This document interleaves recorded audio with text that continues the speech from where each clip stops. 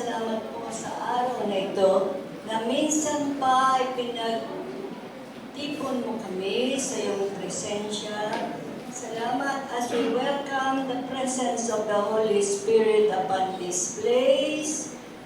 The Spirit of wisdom, the Spirit of counsel and might, the Spirit of understanding, the Spirit of knowledge, the Spirit of intercession, and the Spirit of the fear of the Lord is upon us. Sa aming pakikinig at pagninilay-nilay ng iyong salita, as we declare that your word is alive and it will work mightily in the lives of every one of us who hear your word today. Father, we pray that hearts will be open and receive all the revelation that you have prepared for every one of us to receive and to live according to your will and purpose in our everyday lives. Father, we thank you as we pray for everyone sa mga naririto, Panginoon, na binigyan mo ng pagkakataon to be in your presence with us, your holy people, at dinadala din po namin sa iyo sa panalangin ang mga kapatid namin na hindi nakarating, whatever their needs be, saan man po sila naroroon.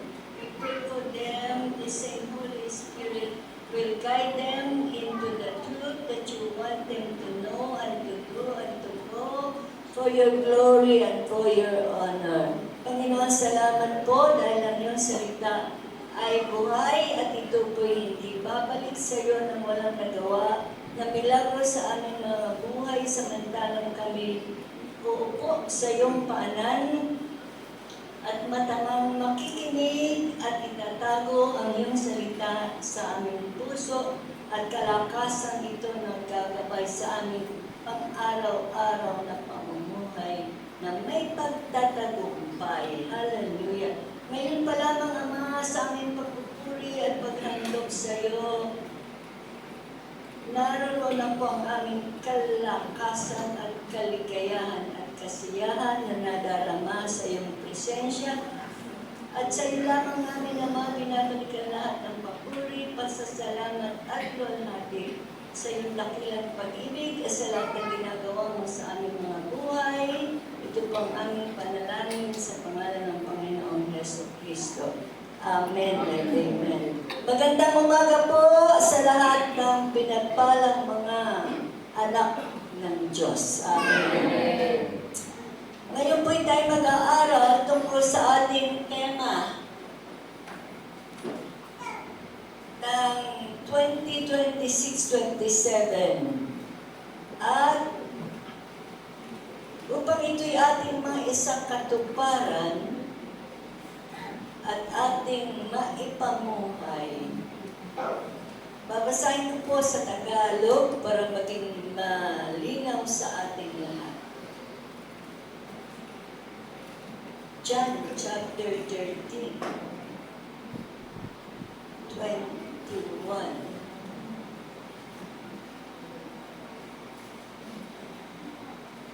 John 13,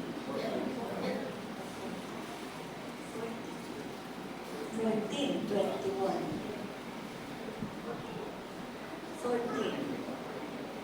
John chapter 14, from 21 to 25.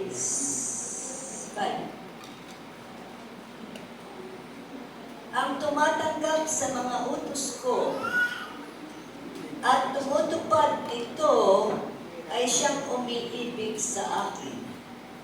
Ang umiibig sa akin ay iibigin ng aking Ama, iibigin ko rin siya, at ako'y lubos ang magpapakilala sa Kanya. Dito lang po muna tayo. Meron pong mga hakbangin na dapat nating tuparin bilang mga mananampalataya. Ito po ang bagong, kung bibigyan po natin ito ng title, A New Commandment, isang bagong utos. Una po ay sinasabi dito sa unang mga salita ang tumatanggap sa mga utos ko. Alam po natin ang utos, the Ten Commandments that God has given to Moses. The Ten Commandments, the laws of Moses, ay tinupad na ng Panginoong Hesukristo. Dahil bilang tao na nagmana ng kasalanan mula kay Adan at kay Eva, wala pong tao na pwedeng tumupad ng Ten Commandments. Kaya ang Panginoong Jesus po ang nagdusa ng lahat at tinupad niya ang 10 utos ng Diyos at lagi pong pinapaliwanag sa atin ng ating pastor na tapos na yung 10 utos ng Diyos, tinupad na ng Panginoong Jesus. Ngayon, meron po siyang bagong utos na kanyang gustong ipatupad sa atin. Una po, ang sabi dito, ang tumatanggap ng mga utos ko. Hallelujah. Meron po siyang kautusan na muna ay dapat nating tanggapin. He who has, or whosoever has my commandment, tayo pong lahat ay dapat makaunawa na ang inuutos ng Panginoong Jesus sa atin ay we have to keep it, isang puso. Hindi po natin pinapakinggan ang salita ng Diyos dito, Sunday after Sunday, na sa kanang tenga at lumalabas sa kaliwang tenga. It has to be kept. Kailangan po ay itago natin ang kanyang ipinapahayag sa atin. My commandment, he that had my commandments. Tayo po na tumanggap, ang tumatanggap ng mga utos ko. Okay. Maliwanag po na kailangan ang utos ng Panginoong Jesus ay tinatanggap natin. Pag-aaralan po natin yun, ano ba yung inuutos niya sa atin? Okay. Una-muna po ay pag-aralan natin ang buong sentence na ito. John 14:21. Sa totoo po, ito po ang memory verse ng nanay ko. Sa lahat ng panahon, pag siya'y nagsalita, ito po sinasabi niya. Sana nagpaturo ako sa kanya dahil ito yung kanyang favorite verse. So, ang tumatanggap ng aking mga utos, ang tumatanggap ng mga utos ko, okay. So, dapat po ay sigurado tayo na tinanggap na natin ang kanyang kautusan. Mamaya po yung pag-aaralan natin, ano ba yung inuutos niya sa akin? Ayan. Sa Biblia po ay may maliwanag na inuutos ang Panginoong Jesus sa lahat. At pag-aaralan natin ito upang masunod natin, hindi lang yung nakalagay sa Biblia na salita at utos ng Diyos, may mga panahon po na inuutusan tayo ng Panginoong Jesus through the Holy Spirit in a very personal way. Yung mga pang-araw-araw natin gawin o gawain, meron po siyang pinapahayag sa atin na dapat natin gawin at atin pong patuloy na pag-aaralan. And keep it then. Tinatanggap po natin ang utos ng Panginoong Jesus at tinutupad ito. So tinatanggap natin at tinutupad natin ang pinapahayag ng Diyos sa atin. Ang umiibig sa akin ay iibigin ng aking Ama. Amen. So hindi lamang po ang Panginoong Jesus ang nagpapahayag dito ng kanyang pag-ibig, but the Lord Jesus Christ is assuring us na kung tayo tumatanggap ng kanyang utos at tinutupad ito, ay iniibig ng Ama. Hallelujah! Siya ang umiibig sa akin at iibigin siya ng aking Ama. Nagpapahayag po na kung tayo masunurin sa pinagpapahayag ng Panginoon Hesus sa atin, tayo po ay umiibig sa Kanya, at dahil tayo umiibig sa Panginoong Hesus, iniibig din tayo ng Panginoong Ama. Iniibig ko rin siya, at ako'y lubusang magpapakilala sa Kanya. Ito po ang ating pag-aaralan. Ang Panginoong Hesus ay lubusan na magpapakilala sa atin. Marami pong Kristiyano na akala nila dahil sila'y nagsisimba at dahil sila'y nakikipag-fellowship at sila'y nagbibigay ng kanilang handog, ay Kristiyano na sila.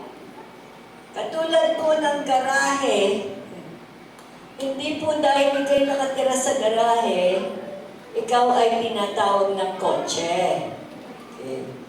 Hindi po lahat ng nasa simbahan ay maituturing na tunay na umiibig sa Panginoong Hesus. Ang tunay daw pong umiibig sa Kanya ay ang tumanggap ng Kanyang mga utos at tumutupad nito.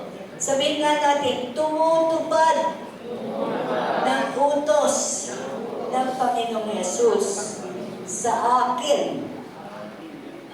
Ito po ang pangako.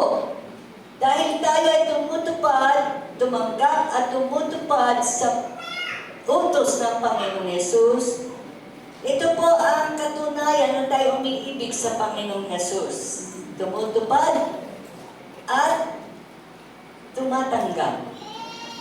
At dahil tayo umiibig sa Panginoong Hesus, tayo po iibigin ng Ama. Iniibig tayo ng Panginoong Hesus at iniibig din tayo ng Panginoong Ama. At ito po ang ating tandaan. Ako'y lubusang magpapakilala sa Kanya. Ako'y lubusang magpapakilala sa Kanya.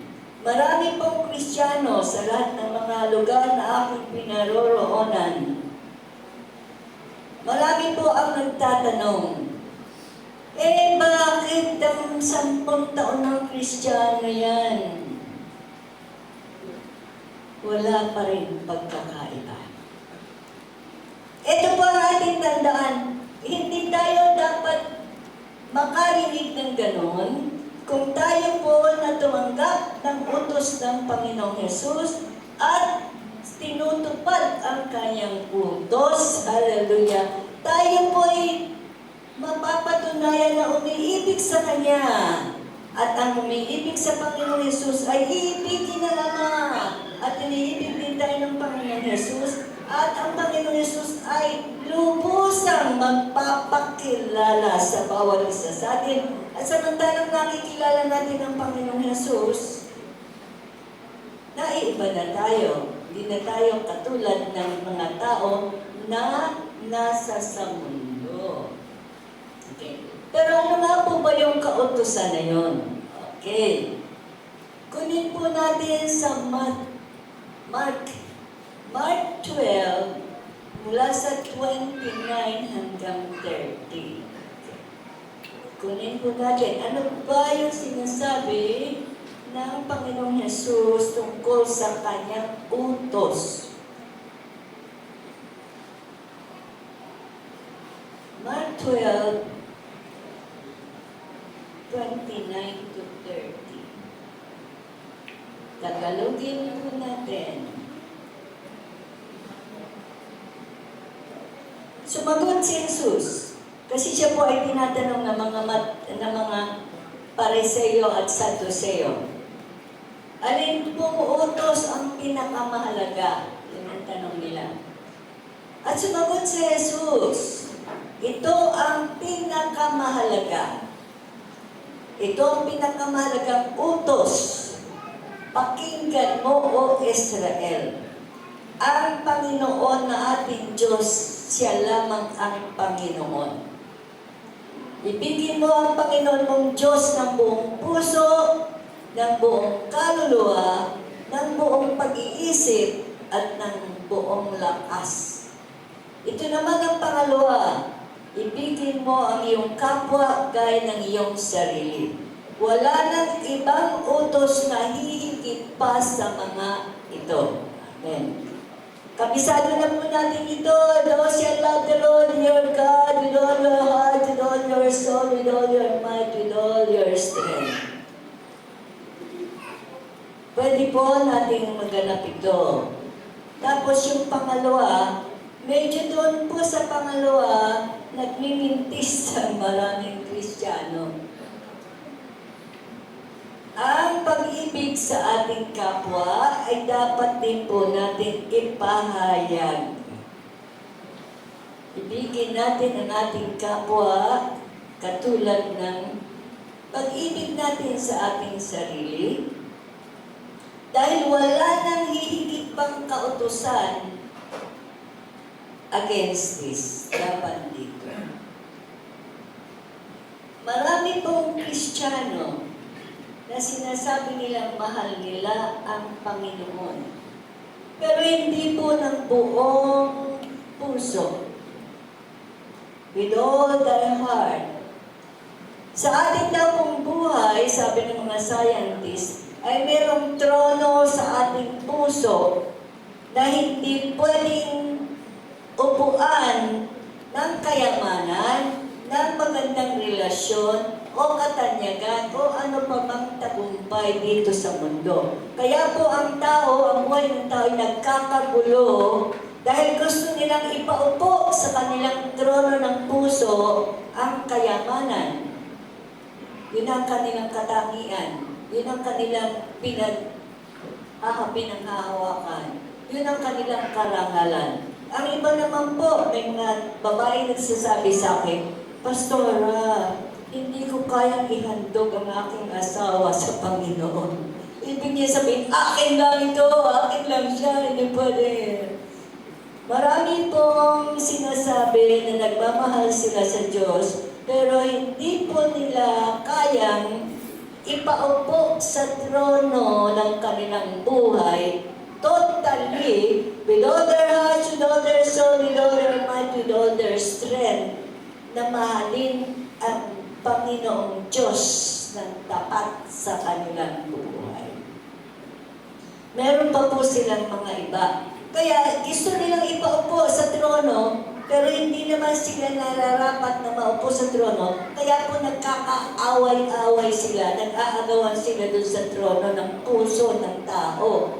Kaya ang tao ay maraming kaguluhan sa buhay na nangyayari dahil gusto nila, they are trying to put husband or wife or money or fame sa trono ng kanilang puso na hindi naman po pwede dahil that throne is only for the Lord Jesus Christ to reign and rule in that life. Kaya po, mauunawaan natin bakit ang tao ay maraming problema dahil gusto nilang ipaupo sa trono ng kanilang puso kung sino pa man ito, anumang bagay ito na kanilang ipagmalaki sa kanilang buhay. Maunawaan na po natin bakit ang mga tao ay maraming problema. So, ang pag-ibig po sa Diyos ay buong puso, buong pag-iisip, buong strength and soul and everything. Wala pong maiiwan kundi iaalay natin sa Panginoon ang lahat. Okay, pwede po natin ito matupad. Pero yung pong pangalawa, marami po dito ang hindi nakakatupad. At ang pangalawa, at ganun din kahalaga, okay, ay ito naman ang pangalawa. Ibigin mo ang iyong kapwa.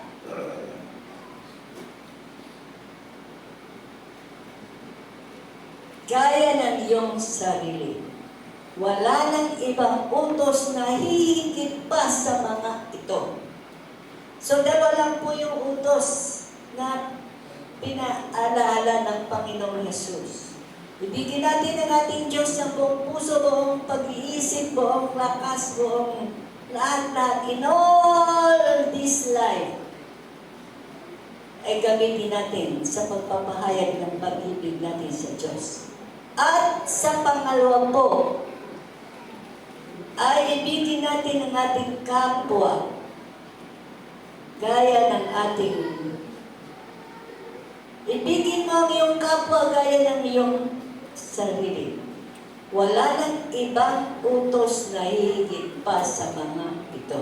At dito po maraming pumapalya ang maging Kristiyano. Maging ang mga Kristiyano ay hindi nila kayang ibigin, mahalin, o unawain kaya ang kanilang kapitbahay.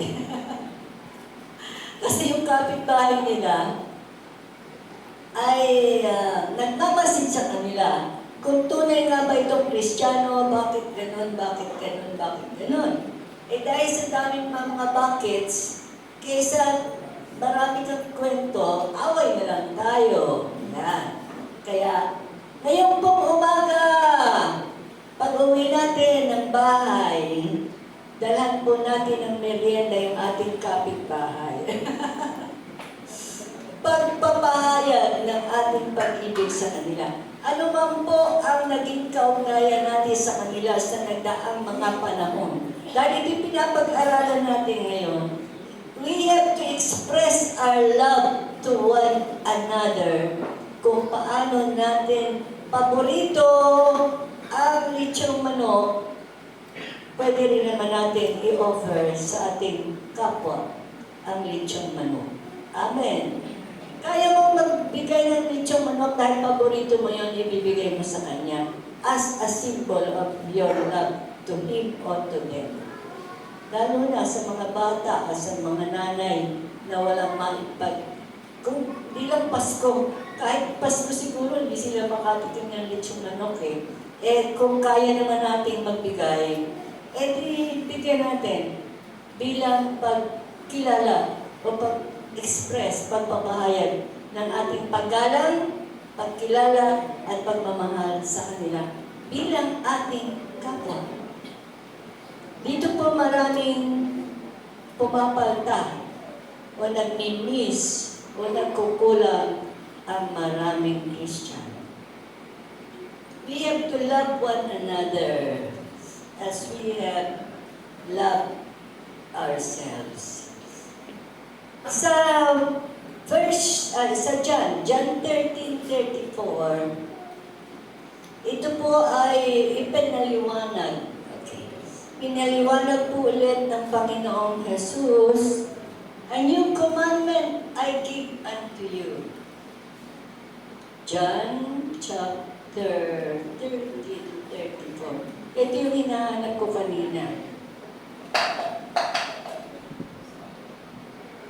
John 13:34 to 35.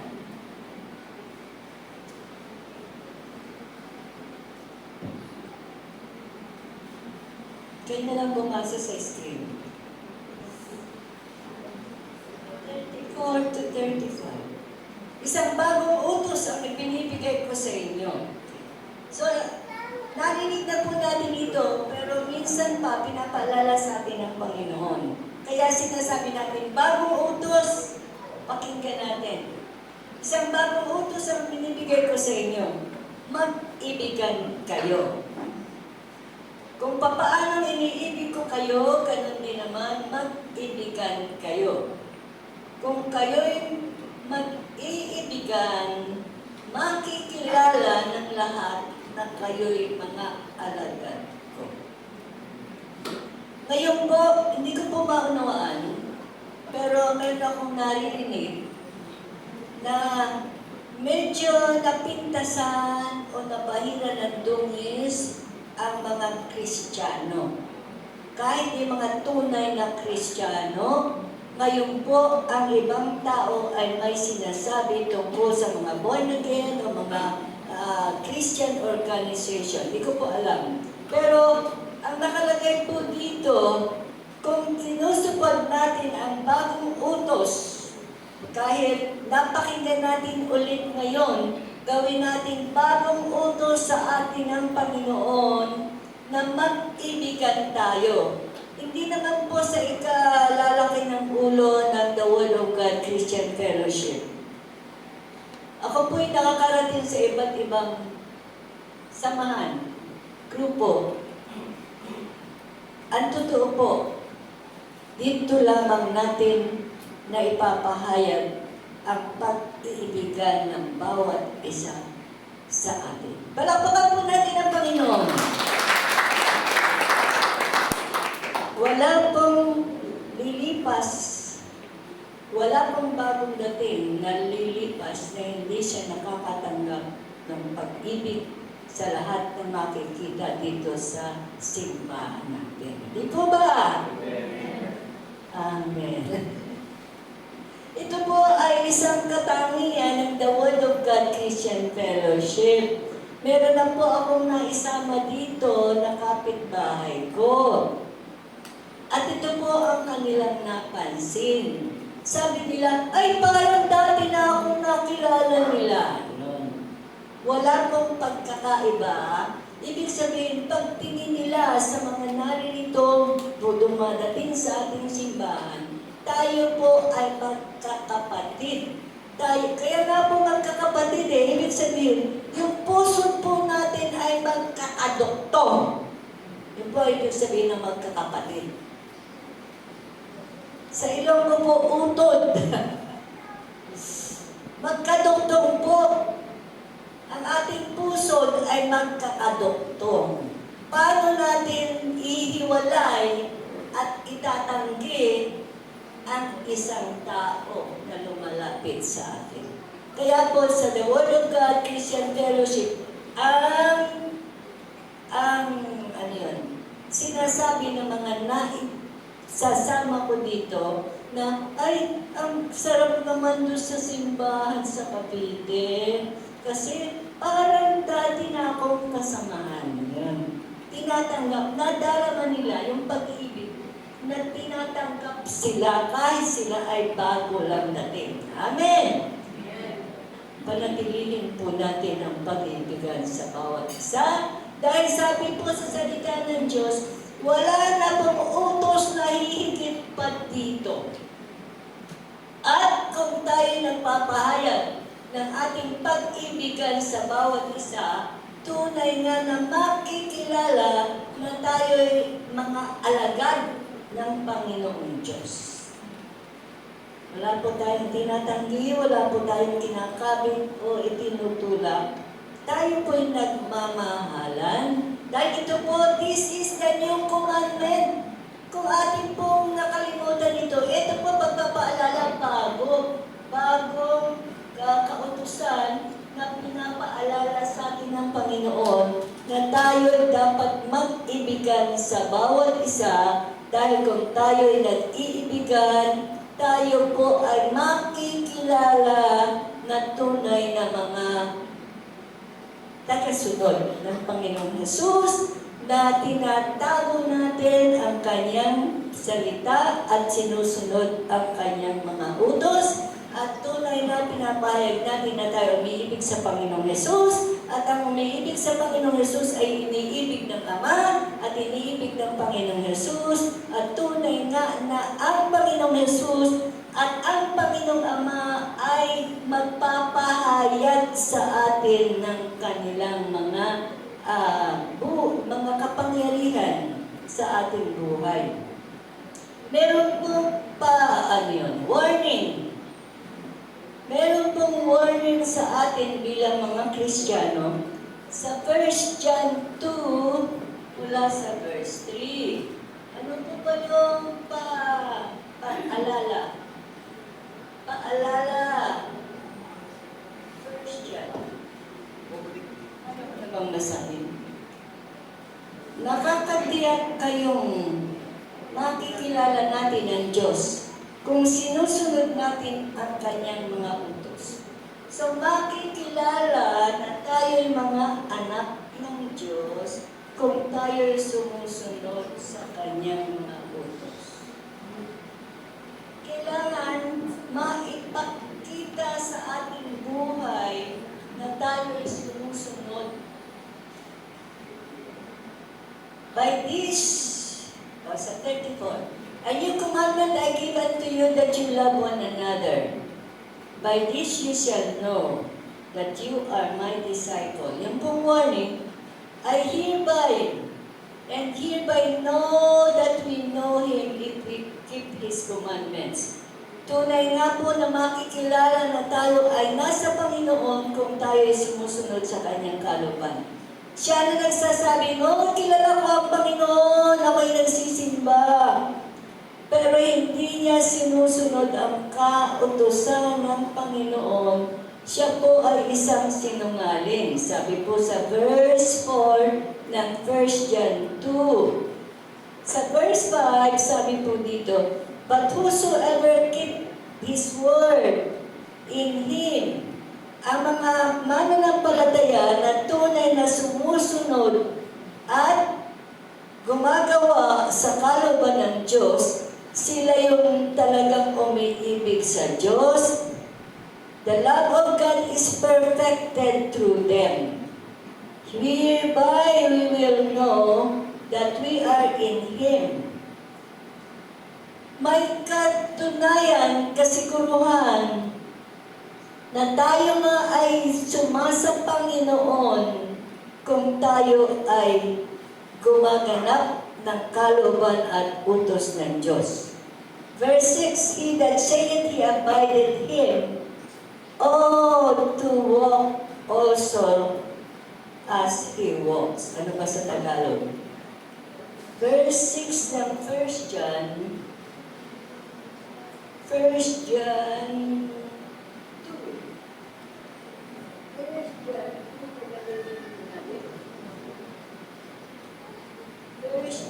2, simula sa verse 3 and 4.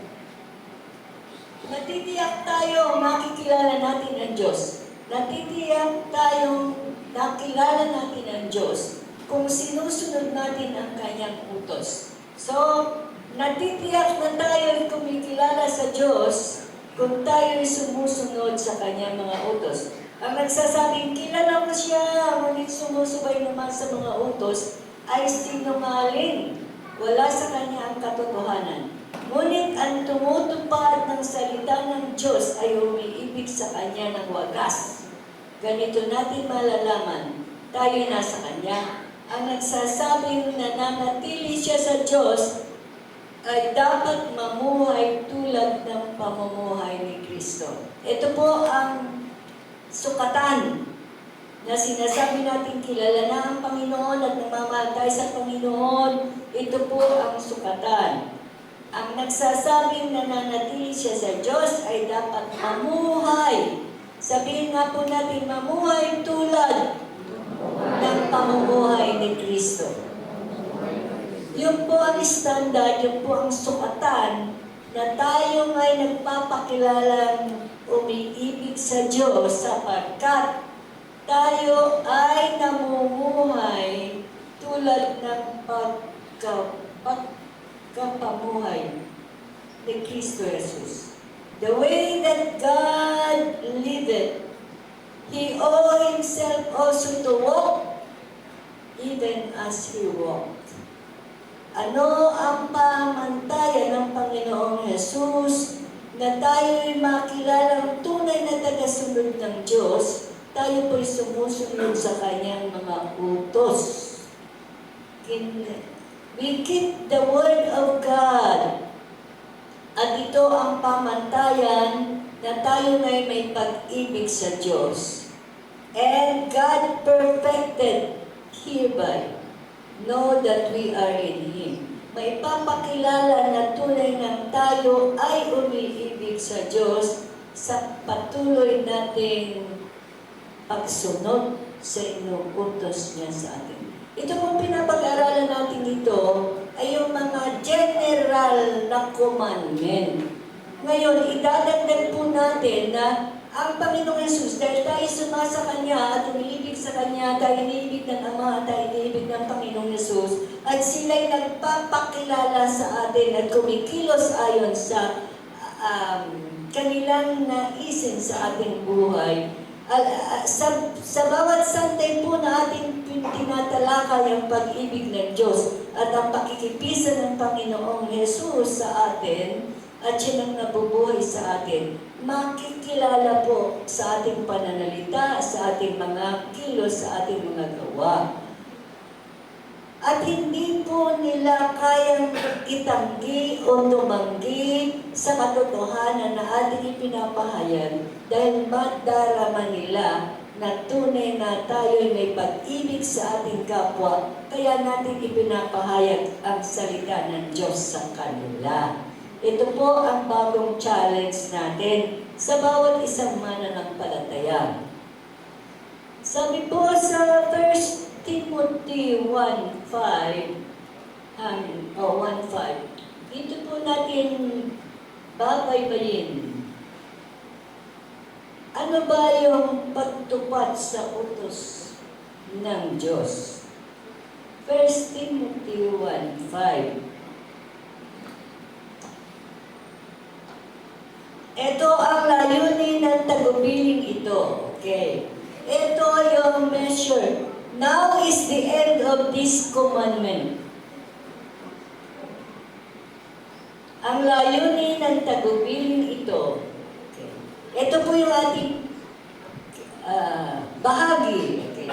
Naunawanan natin ano yung bagong utos na pinaalala sa atin ng Panginoong Yesus.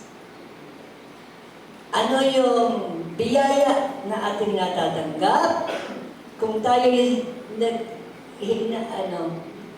ang tagubilin ng Panginoon ay ating sinusunod ang kanyang mga utos. Tayo nga po'y nakikilala umiibig sa Diyos at tayo iniibig ng Ama, iniibig tayo ng Panginoong Yesus at magpapakilala, magpapadama, mararanasan natin ang pakikipisa ng Panginoong Yesus at ng Ama at siyempre ng banal na Espiritu sa ating buhay kung tayo'y sumusunod sa kanyang kalooban. Ito po ang pinali na sukatan, layunin ng ating pinag-aaralan. Ang sabi po dito sa Timothy 1 verse 5, ang layunin ng tagubilin ito. Yan. Ito po ang layunin ng ating pinag-aaralan.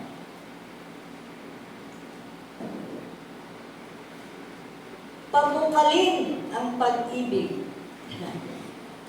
Pabukalin ang pag-ibig. Hindi po basta dumadapo ang pag-ibig. Kailangan po ay pabukalin natin. We have to seek with pabukalin natin sa ating puso, sa ating damdamin ang tunay na pag-ibig sa Diyos. Pabukalin ang pag-ibig mula sa pusong dalisay. Hallelujah! Magbubuka lamang pala po ang pag-ibig natin sa Diyos mula sa pusong dalisay. Ano po bang ibig sabihin ng pusong dalisay? Pusong walang agam-agam. Pusong walang sugat. Pero karamihan po sa ating buhay, simula nang tayo'y bata, marami na pong sugat ng puso ang ating naranasan. Sabi po sa English, paradigm, childhood paradigm. Ibig sabihin po, yung ating mga naranasan nung bata pa tayo, ito po'y sugat ng puso. So, ibig sabihin, katulad po sa aking buhay, na punong-puno ng sugat ng puso, dahil galing sa matatanda, ay pinipintasan nila ako. So, natuto po akong makipaglaban sa buhay, kaya lagi akong matapang. Salamat na lang dahil niligtas ako ng Panginoong Yesus mula sa aking pagiging matapang. dalisay. Wala na pong sugat. Wala na pong agam-agam. Wala na po. Kailangan po sa ating buhay ay ating i-release. Iwaksin na. Ipanalangin natin na ito'y alisin na ng Panginoon. Sabi po ng salita ng Diyos sa Isaiah 61, "The Spirit of the living God is upon me to heal the brokenhearted." Tayo po na pinupuno na ng Panginoon ang ating puso ng Kanyang salita. Yung pong salita ng Diyos na nanatili sa ating puso ay makapagpapagaling sa mga sugat ng puso ng maraming tao na akala nila ay nagdaan na yun, akala nila tapos na yun. Pero sa totoo po, ito'y nakakintal, ito'y nakamark, it has been pressed in our heart. Yung mga malulungkot nating mga karanasan nung bata pa tayo, na tayo'y inireject, tayo'y sinigawan, tayo'y hindi pinakinggan ng ating mga pakiusap. Ito po ay mga sugat ng puso.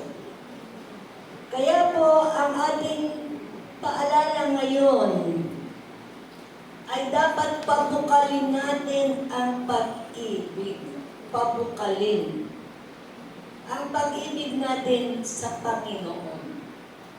Paano po ito bubukal? Kailangan ang ating puso ay dalisay.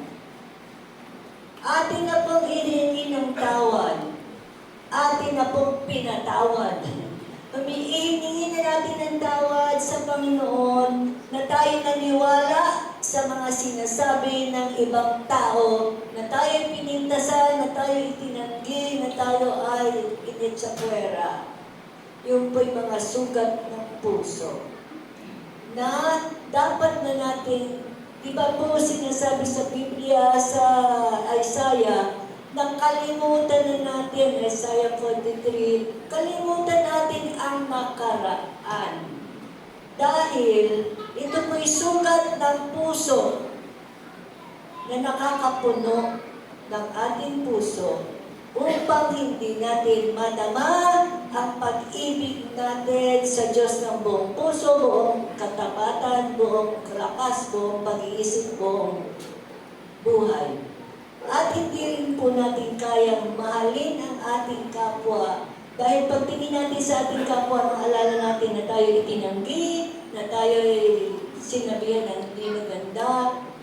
Ganun po ang tingin natin sa ating kapwa-tao.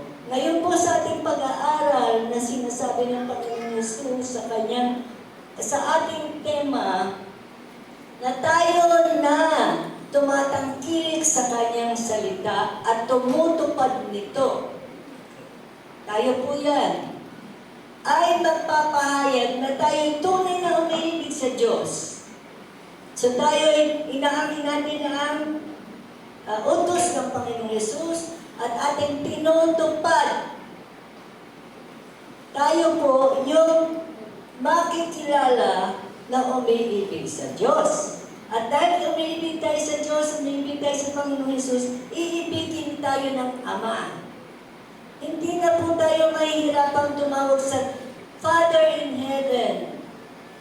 Hindi po tayo malayo, tayo po'y napakalapit. At ang kaparaanan na tayo'y iniibig ng Ama is tayo'y sumusunod sa inutos ng Panginoong Yesus sa atin at tayo ay minamahal ng Ama at ang Panginoong Yesus ay nagmamahal sa atin at sila'y magpapahayag ng lubos sa atin. Amen. So ito pong pinapag-aralan natin na ginagaling sa Biblia as general na utos ng Panginoong Yesus. Pero may mga pagkakataon po sa ating buhay bilang Kristiyano, lalo ngayon na tayo ay handa na pabukalin ang pag-ibig mula sa pusong dalisay. Tayo po'y kinakausap ng banal na Espiritu. May mga panahon po na tayo'y may marinig na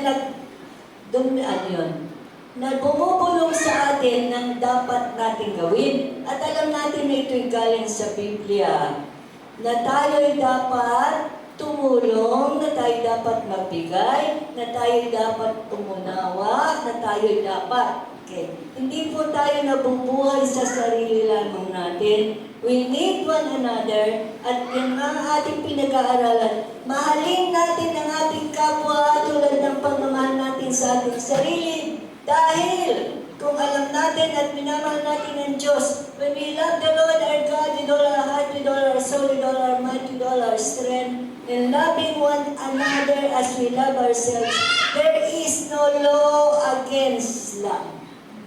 Wala na pong kautusan na hihigit pa sa dalawang kautusan ito na ipinahayag ng Panginoong Yesus sa kanyang mga disciples at ipinapahayag niya sa atin ngayon. Sa maliwanag po, napapukalin natin ang pag-ibig. Hindi po ito kusang dumarating. Papukalin natin. We have to strive to learn to love one another. Kahit sino pa yung kapitbahay na natin na napakakulit. Kahit sino pa. Meron po akong patotoo. Nandiyan ba si Manuel? Ang mga bata po ngayon ay kakaiba dahil sabi ng mga doktor, yung mga in-inject sa kanila na sila ay bagong panganak ang nag-i-induce ng ibang ugali. Kaya karamihan sa mga bata ngayon ay iba ang ugali. So dahil iba ang ugali, iba yung kaparaanan ko ng pagpapalaki sa aking mga anak na sa tingin pa lang, sit pa lang, tawagin ang pangalan niya, nanginginig na sa pagsunod. Ay ang bata po ngayon, paluin mo na, gumpihin mo na, ganun pa rin. Pero bandang muli po, dahil nagsawa na ako ng kapapalo. This year, 2026, binago ko na po ang pakikitungo sa batang makulit. Tinawag ko siya ng good boy. Kasi, di ba ang mga nanay lang sabi, lalong nagiging makulit. Nakaunawaan ko po ito. Ngayon, this year 2026, binago ko po ang pakikitungo sa batang makulit. Minahal ko po siya. Kahit ano pa, mahal pa rin. At bibigyan natin ng extra attention, extra love. At dahil po ito'y pag-ibig na bumukal sa pusong dalisay, wala na yung galit, wala na yung palo, wala na yung ano ba yun? I came to the end. Naglalagot. At binago ko na po ang aking sistema ng pakikitungo. At dahil binago ko na ang sistema ng aking pakikitungo sa kakulitan ng bata, ang bata din po ay nagbago na ng kanyang ugali. Hallelujah! Yung po pala, kailangan pabukalin natin sa ating puso ang pag-ibig. Hindi po galit. I have all the right na magalit. Diba tayo, no? Mga magulang. Hindi po pala ganun. Pabukalin natin ang pag-ibig mula sa pusong dalisay. Yung po mga kakulitan sa nagdaang panahon, huwag na natin isa puso. Huwag na natin panatilihin ang sugat sa ating puso. Gawin natin ang ating puso ay dalisay. Kung saan bubukal ang tunay na pag-ibig mula sa pusong dalisay. Amen. Kaya po natin gawin ito. One more. Pabukalin ang pag-ibig mula sa pusong dalisay at malinis na budhi. Malinis na budhi at tapat sa pananampalataya. So, pabubukalin natin ang pag-ibig mula sa pusong dalisay at malinis na budhi. Hindi na po natin itatago ang ating mga sama ng loob. Ipapahayag po natin. Marami po sa aking nakausap ng mga may sakit na pinaalis na sa ospital para mamatay. Pero sa sandali na ang kanilang budhi ay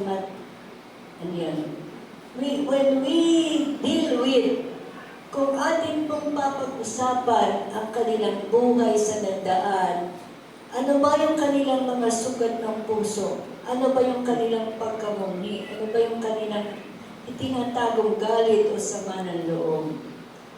Sa araw po, sa oras na sila'y magpahayag ng kanilang tinatago at ipinahayag at gusto na nilang maglinis ng kanilang budhi. Sa panahon po na yun, na sila'y magpahayag ng kanilang nararamdaman at tinatago sa matagal na panahon ng kanilang buhay, sila po ay narilis at nalilinis ang kanilang budhi. At kung talaga po sila'y kukunin na ng Panginoon, meron silang passes ang Panginoon Hesus na sila'y makakarating sa langit. At kung hindi pa naman po sila dapat mag-graduate at manatili pa dito sa buhay na ito, meron na po silang malinis na budhi. At sa magitan ng malinis na budhi, sila po ay gumagaling sa pananampalataya nila sa Panginoon na meron pang bagong buhay na ipinagkakaloob sa kanila ng Diyos. Sa mga tao po na may karamdaman, ano man po ang kanilang karamdaman, kailangan po ay maunawaan natin ano ang katatayuan ng kanilang budhi. Dahil ito po ang magdidetermine na saan sila patutungo kung sila'y babawian na ng buhay ng Panginoon. Malinis na ang kanilang budhi at tumanggap na sa Panginoon na wala na yung kanilang sama ng loob, wala na yung kanilang paghiganti. At karamihan po sa mga nagpapahayag ng ano yung tinago nila sa kanilang sugat ng puso at sa kanilang maruling budhi, sila po ay makakatanggap ng kagalingan, hindi lamang sa physical, kundi unang-una ay kagalingan sa kanilang spiritual na buhay. Malinis na budhi. Ito po, dito po tayo magwawakas sa tapat ng pananampalataya. Sabi po sa aklat ng Roma, paano naman sila makapananampalataya kung hindi sila makakarinig ng salita ng Diyos? Kaya po importante na tayo bilang bumukal na sa ating puso ang pag-ibig mula sa malinis na budhi, ay magpahayag ng pag-ibig ng Ama sa mga tao ng ating nakakasalamuha araw-araw, lalo na po yung mga may karamdaman na hindi kayang pagalingin ng mga doktor, pero kayang pagalingin ng ating Diyos na makapangyarihan, samantalang ito'y ipinapahayag natin na may pagmamahal. Ganon din po, tulungan natin sila na bumukal sa kanilang puso ang pag-ibig. Wala pong magagawang mabuti ang paghiganti, wala pong magagawang mabuti ang pagsiselos o pagkagalit o anumang expression ng hindi mabuting pakiramdam o damdamin sa ating kapwa. Dahil sinasabi po ng ating pinag-aaralan, pag mahalin natin ang Diyos ng buong puso, with all our heart, with all our soul, with all our mind, with all our strength, and love one another as we love ourselves. Because wala na pong hihigit na kautusan aside from these two commandments that we are studying at this point in time. Pabukalin po natin ang pag-ibig mula sa pusong dalisay. At malinis na budhi. Kailangan po ng tao na maglinis ng budhi. At ito po'y magagawa natin sa magitan ng kapangyarihan ng banal na Espiritu ng kaunawaan. The Spirit of Wisdom. Kung ating kinakausap na tao, hindi po natin nakikita ang kanyang puso, ang kanyang budhi. Pero dahil sa wisdom of the Holy Spirit na gumagabay sa atin samantalang siya ay ating kinakausap, ipinapahayag po ng tao ano yung nakatago sa kanyang budhi at kung malinis ang kanyang budhi at magkaroon siya ng pusong dalisay, ang kagalingan po ng Espiritu at katawan ng tao ay magaganap sapagkat tinupad natin ang inuutos sa atin ng Panginoon na ipanalangin ang isang tao naroon na sa bingit ng kamatayan. At pinakahuli po ang sabi dito, at tapat na pananampalataya.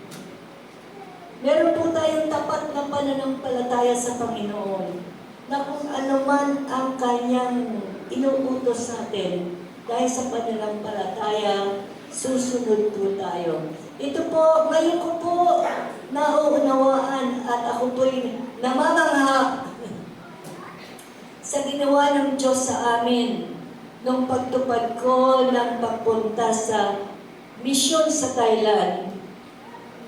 Na kami po'y tumagal doon ng 14 years. Sinasabi ko na po sa inyo at ang ibang mga pastor at grupo ay hindi naniniwala sa akin. Na nung ako po'y pumunta sa Thailand, hindi po ako nanghingi ng suporta kahit kanino. Dahil ito ay utos sa akin ng Panginoon, sabi ko, Panginoon, naka-ready na ako, handa na ang aking bag. Ikaw na po ang bahala. Amen. At samantalang naririto ako sa Pilipinas, binabalikan ko yung mga pangyayari sa Thailand na naganap sa amin. At tunay nga pong kamangha-mangha ang Panginoon na kung tayo Jesus tutupad sa kanyang pangako at susunod sa kanyang mga utos. Pinapahayag natin na tayo nagmamahal sa Diyos. At dahil tayo nagmamahal, mamahalin tayo ng Ama at mamahalin tayo ng Panginoong Yesus. At ang Panginoong Yesus at ang Ama at ang Banal na Espiritu ang magpapakilala, magpapadalisay ng ating puso at lilinis ng ating budhi. At gagawa ng milagro at himala sa ating mga buhay sa panahon na tayo po'y sumusunod sa kanyang kalooban. At tapat na pananampalataya. Galing pa ako sa 11 nasyon. At sa aking pong mga pinupuntahan at nakakausap ng mga tao, wala po akong narinig na sa mga mananampalataya sila'y pinabayaan ng Diyos. Meron po tayong tapat na pananampalataya. Ang Panginoong Diyos po ay laging magpapahayag ng kanyang katapatan sa kanyang pagliligtas sa atin at sa pagbibigay ng lahat ng ating mga pangangailangan. Dito po ako magtatapos na tunay na kailangan wala tayong sa Romans 13:8, sabi po sa English, owe no man anything. Wala po tayong dapat maging kabagabagan o responsibility.